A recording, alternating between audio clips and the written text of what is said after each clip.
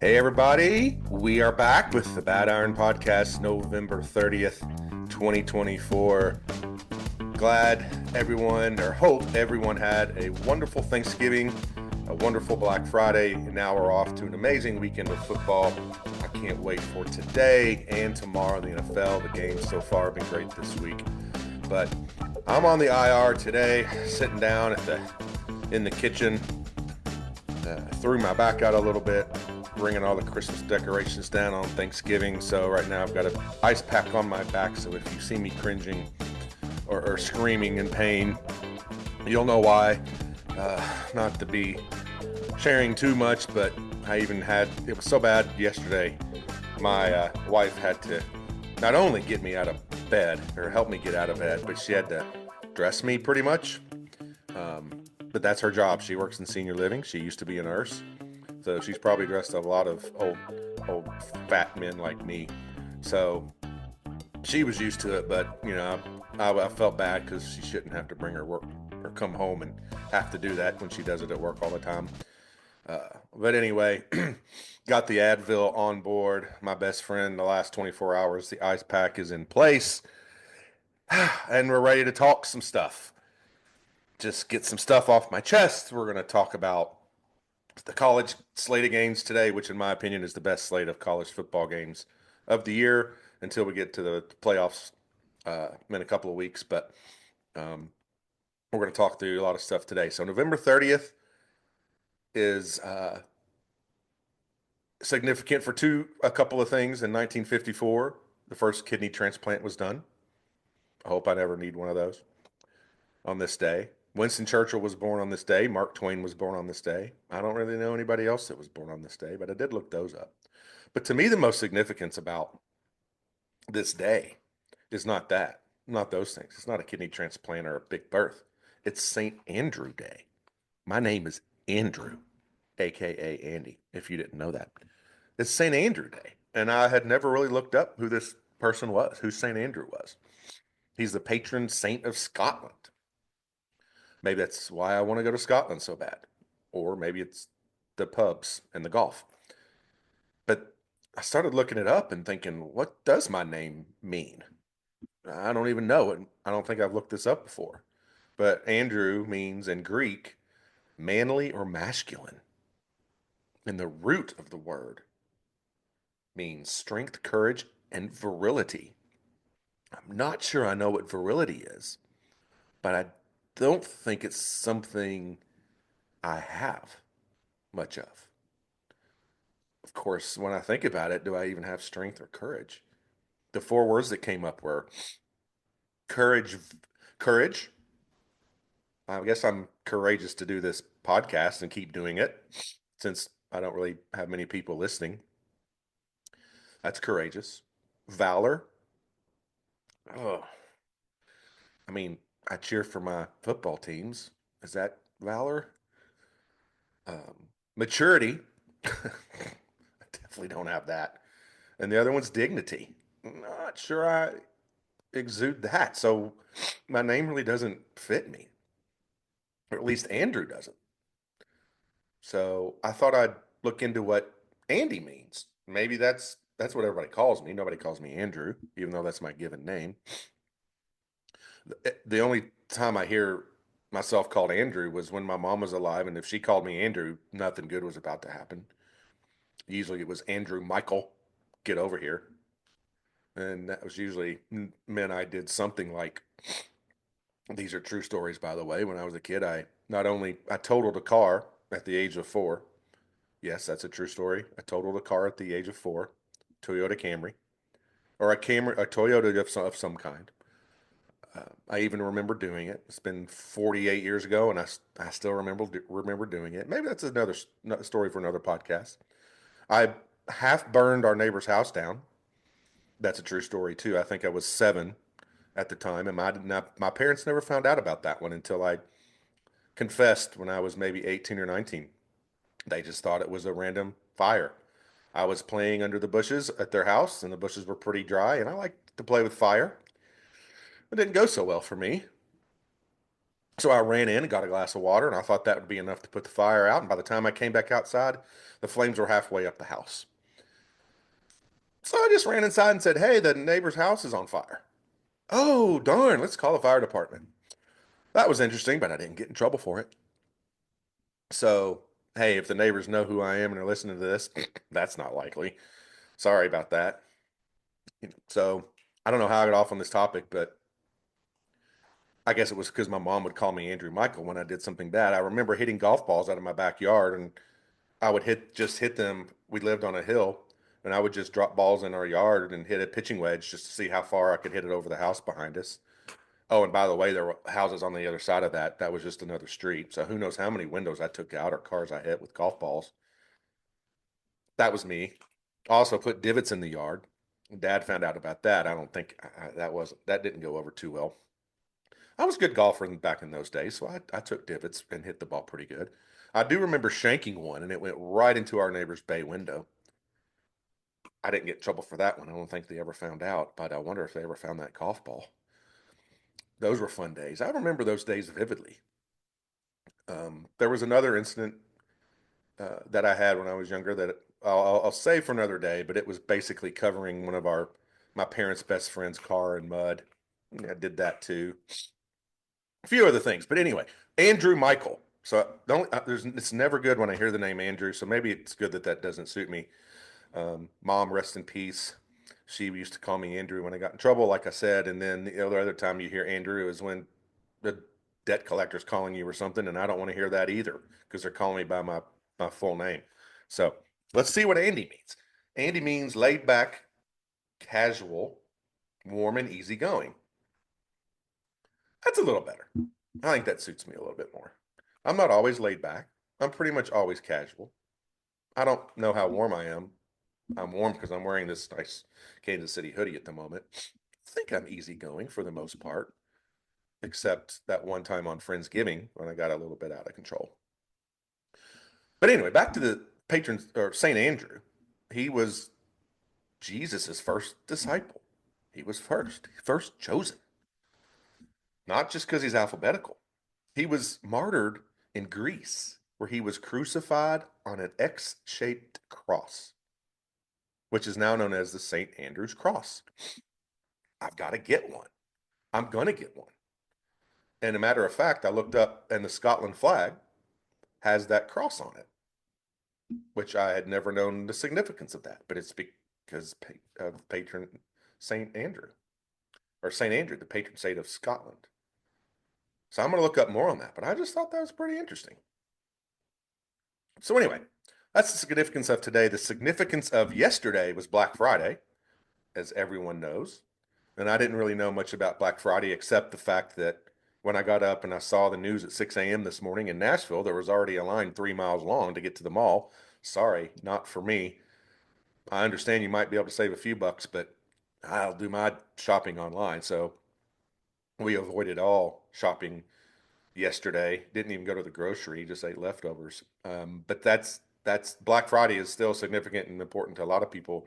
So I looked up some fun facts about that, just because I don't really know much about Black Friday. I didn't know that it originally was started from the Army Navy football game, which always used to happen. I guess back in the mid 1900s, it was happening in Philadelphia on the day after Thanksgiving, and the police actually coined that term Black Friday because people would flood the streets and for that game, and tourists would flood the city of Philadelphia, and they called it Black Friday.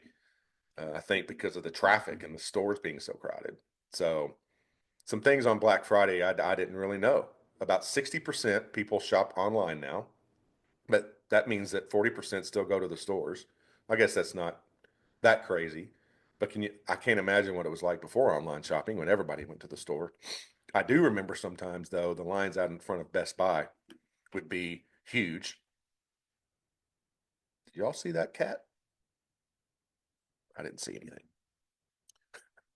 In last year, what I looked up is that $9 billion was spent approximately just online Black Friday. So anyway, I avoid it. I even avoid because the deals go on through. Now we have Cyber Monday. There's probably going to be a Cyber Tuesday or Tasty Tuesday or something that's going to be a part of the shopping spree. So I don't buy into it. I didn't buy anything yesterday except breakfast uh, at some point or brunch. So I'm not buying any of that stuff. So I'm going to put a poll up though because I'm curious about what you guys do. Or you shop online? Do you do anything on Friday? Do you go to the store? Do you get up early and go to Kmart? What are you doing on Black Friday? So that's a little bit about St. Andrew, which I am gonna hopefully next time have a St. Andrew's cross. I think that would be cool to signify my name.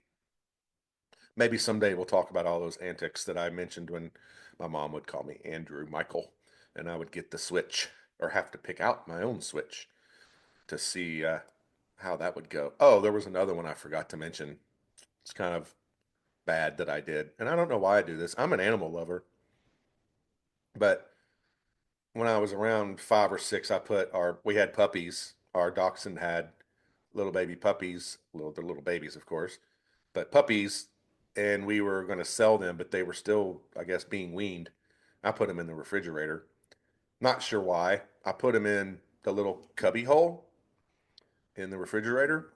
Luckily, my mom was home and she found them in the drawer alive. They had peed all over the refrigerator, but they were alive, probably cold. Some of you might think, man, that's psychotic behavior, but I am proof that you can be a troublemaker as a kid and still turn out okay.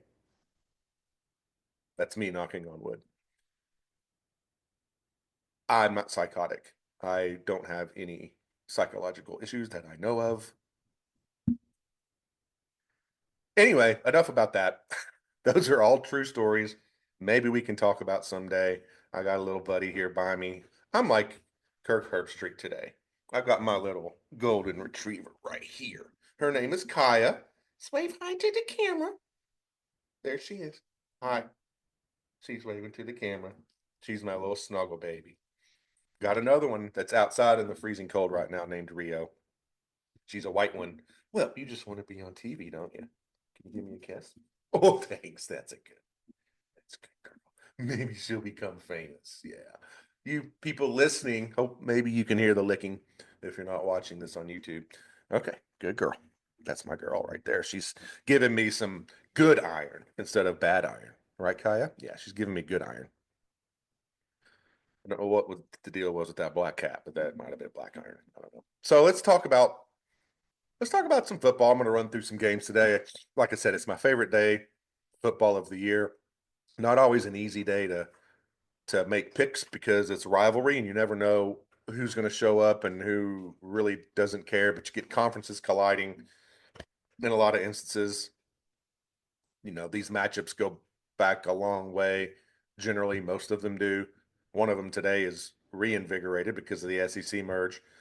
But hopefully, you listened to my podcast before Thanksgiving and had the parlay I gave you on that day. It wasn't a great one, but it paid about 2-1, and it was hit pretty easily. But surprisingly, Detroit was the closest of the three games. I thought when they jumped out to a 16-point lead, I thought they were going to cruise and win that game.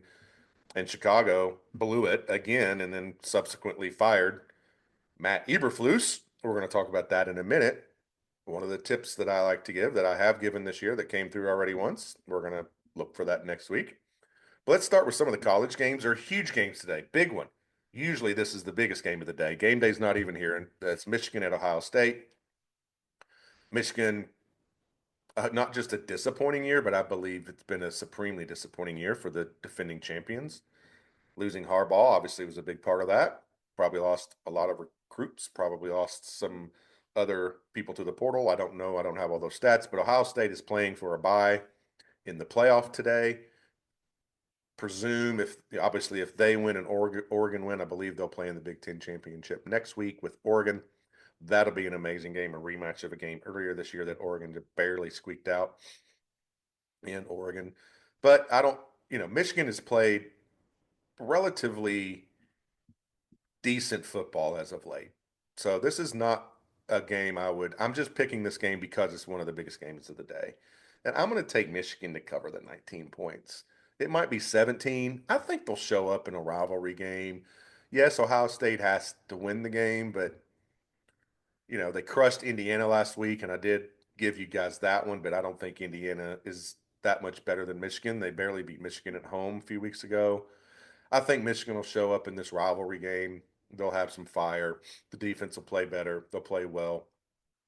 They've had some surprising games this year. So let me take Michigan plus 19. If it goes up beyond that, I'm going to wait and see if it goes up anymore. I wouldn't take it if it was 17 or less, but I'm going to see if it goes up beyond that. Tennessee plays Vandy. Not a huge rivalry game. Vandy in football been really good this year, but have struggled of late. Not really struggled, but just competition got tougher, and it's tough today. Vandy, not this is not a home field advantage, so it's Tennessee at Vandy here in Nashville. That means nothing. Uh, there's no doubt in my mind there'll be more Tennessee fans in that tiny stadium than Vandy fans. Vandy's getting 11 points, basically on a neutral field. To me, I think Vandy covers that. I think they're good enough to keep it close. Tennessee is not the Tennessee of last year where they put up 50 bombs on you every week. They could put up 50 today. I don't think they will. I just think this game's going to be a little closer. Vandy's going to be fired up to play this game. Tennessee is great, great line game, can control the line of scrimmage, but that would lead itself to be a lower scoring game. So I'm going to take Vandy plus the 11 here. That's two underdogs so far. Another big rivalry game that's outside of conference happens every year. South Carolina at Clemson. This game generally generates a surprising outcome a lot of times. There's been some big spreads in this game where the underdogs have either covered or won, and that's usually South Carolina. This time it's a small underdog. Clemson's favored by 3. I like South Carolina not only to cover, but possibly win this game outright. It's not just the fact that I think South Carolina is really good. Clemson's down a little bit this year, but I think the SEC is really good, despite all the talk about a lot of the top teams like Alabama and Georgia losing games and that kind of talk. I do believe the SEC is deeper this year, which the teams like Florida and South Carolina are better than the mid-range teams of the SEC typically are. And a lot of that probably has to do with the portal. The money that's coming into the SEC now is crazy. I think that helps to spread out some of the talent with the portal and the transfers that can happen so quickly and so easily. I won't get off on that too much, but I just think South Carolina is a really good team. I think they're going to not only cover the spread of the 3 points, but they're going to win at Clemson today. Notre Dame's going to USC, another classic game. Notre Dame's going, in my opinion, I think Notre Dame's going to kill them. It's a 7.5 point spread. If it goes down to 7, I'm definitely going to take that one. I think Notre Dame is 3 touchdowns better than USC. That's not meaning I think they're going to win by 3 touchdowns. Again, I don't think USC will have that big of a home field advantage here. I think Notre Dame has got to really secure their spot in the playoff after that Northern Illinois weird game earlier this year. Notre Dame looked great last week against Army, an undermatched Army team that I missed on that one, by the way. So give me Notre Dame minus a 7.5 at USC. Next, we're going to go to another ACC game that normally I wouldn't play, but I've played a lot against Miami this year, and I've played a lot on Syracuse. Now they're playing each other. Miami looking to get a top 4 seed, playing at Syracuse. Miami is an 11-point favorite. That's a lot of points on the road in any game at the end of the year. Yes, I know Miami's really good. I don't think their defense is very good. I think they can give up a lot of points. And this is a situation that Syracuse has a good quarterback. They have a good enough offense to keep up with Miami. And this is another one where when you take the take the underdog, you have a chance of getting that backdoor cover. If it's a 28-14 game, Syracuse has the ball late. They're going to try to score. Miami's going to be in prevent. Syracuse goes down and scores. They may still lose the game, but they get the cover. So give me Syracuse plus 11, another underdog. So far, I think I've picked 4 underdogs and 1 favorite. This next play is just a hunch play. Cal plus 14 at SMU. SMU playing for a playoff spot as well. Only loss was to BYU earlier in the season. I just think SMU is going to, I have a hunch about this one that California is going to cover the 14. SMU may still win. I think SMU might be feeling some pressure. I might regret this one later. I'm not making this one of my picks. Just saying I have a hunch about this one. Normally, I don't follow my hunch. I just have a hunch that Cal's going to give them a game. SMU is going to feel a little bit of the pressure of trying to make the playoffs. Auburn, Alabama. Can't wait for this. Iron Bowl. Almost always is a great game. Almost always. And I'll never forget the missed kick by Alabama returned by Auburn to win the game. I don't even remember what year that was, but that's one of those that, I don't forget where I was. That was incredible to watch. Auburn has been playing much better football. I think they're figuring it out. They're 12-point underdogs. It's at Alabama. Alabama, don't know what happened to them at Oklahoma. They pooped the bed 24-3. I do think they'll bounce back. Maybe last week they were looking ahead to the Iron Bowl. I don't know. That was stupid if they were, but they're not coached by Saban anymore either. So I think Saban would have had them ready for that Oklahoma game last week. But give me Auburn getting 12 points in a rivalry game anytime. I know the records and the teams look like it should be a mismatch, but I don't think it is. Give me Auburn plus 12, and I wouldn't be surprised if Auburn won this game. Later tonight, Washington at Oregon. My Oregon Ducks, actually my wife's Oregon Ducks. We'll have the flag out today, posting the duck on the house. Oregon's, to me, coming off a bye, looking ahead to Ohio State worries me in the Big Ten playoff game, or Big Ten championship game. I just think Oregon minus 18. I think that's a tricky line that Vegas is putting out there. I'm going to take Oregon minus the 18 after a bye week. They should be completely healthy. Washington, this is usually a close game, but Washington's usually better. So I don't like to take big favorites, but I'm taking Oregon in this one minus 18. I think they win by at least 3 touchdowns. Huge game. Well, we'll wait for that one. Let's go to West Virginia, Texas Tech. This is another kind of a hunch game. West Virginia plays good on the road. They're getting 3.5 points. Some places it's 3. I like 3.5 at Texas Tech. I think West Virginia has been an up and down team this year. They definitely have, but I think they have it enough to get past the plus 3.5 and make this a close game. Give me West Virginia plus 3. I'm going with this next game, UNC, North Carolina versus NC State. Disappointing season for North Carolina. Mack Brown is out as the coach after this game, unless there's a bowl game. I don't know if they're going to make a bowl or not. But I'm taking UNC here. I think they play for Mack Brown. He's an emotional type of coach. They're only 2.5-point favorites at home against NC State in a rivalry game.